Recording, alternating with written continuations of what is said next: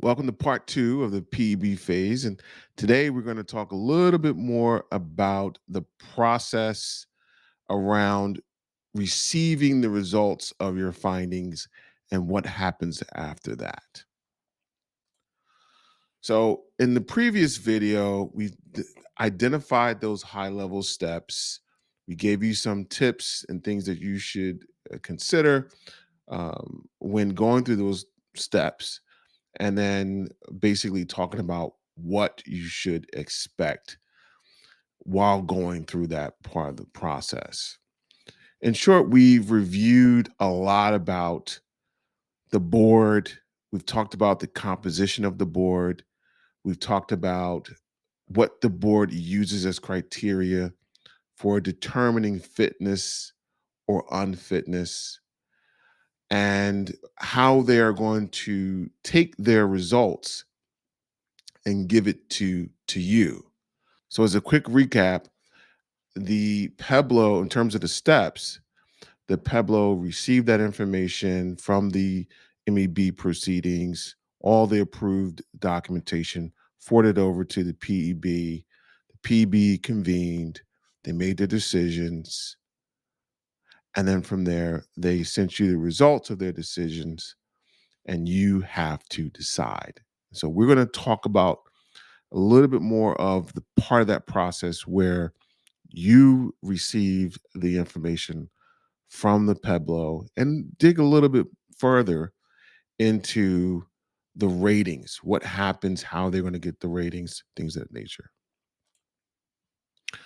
So, according to AR 635 40, it talks about what happens when they need the preliminary ratings.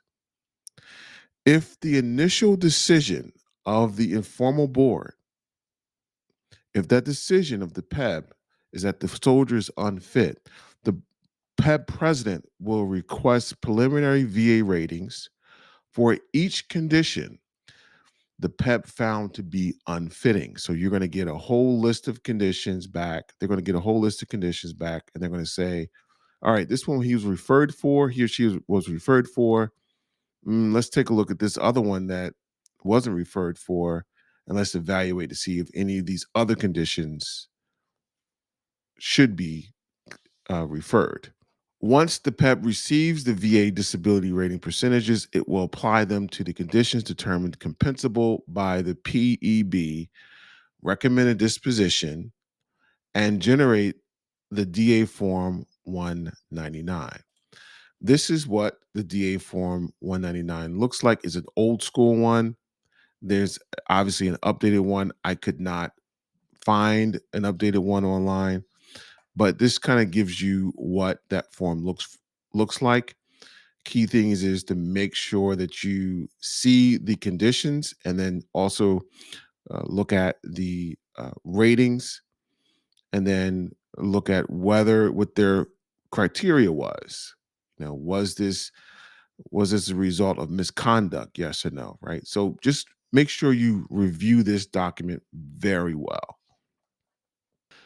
So now they've put it on the DA 199. And here we talk about how do they get this, how does the Pebble get the actual findings? Within 3 days of receiving the informal board findings, the Pebble will provide the soldier the PEP findings and a copy of the VA proposed ratings and benefits estimate letter. It is a proposed ratings, is not finalized ratings, is proposed ratings. The PEBLO will inform the soldier of the PEB and VA findings, the soldier's election options, and the soldier's right to consultation with legal counsel. With the soldier, the PEBLO will complete the DA Form 5892, the PEBLO Estimated Disability Compensation Worksheet.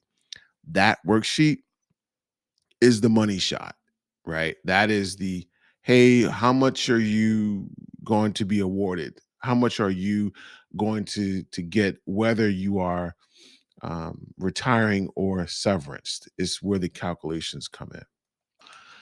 But the key point here is your election time frame. According to the regulation, The soldier has 10 days from the receipt from the Pueblo of the informal board findings to make their election. It didn't say 10 business days, it said 10 days. The informal PEB president will extend this 10-day period upon request. So I didn't know when I went through this that you could actually get an extension when good cause is shown. Now, here is the key thing. Listen up.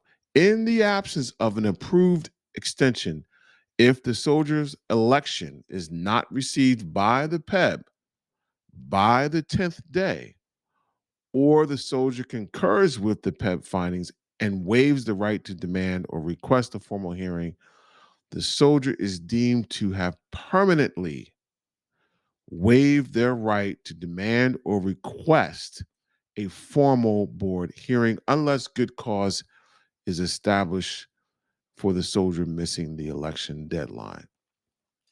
Key information there. Talk to your lawyer, talk to your Pueblo, but just take a look at this.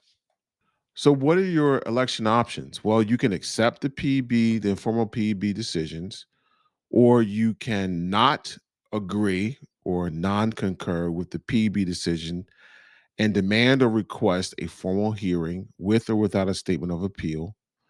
Or you can not agree or non concur with the PB decision with or without submitting a statement of appeal without demanding a formal hearing. That's all lawyer stuff.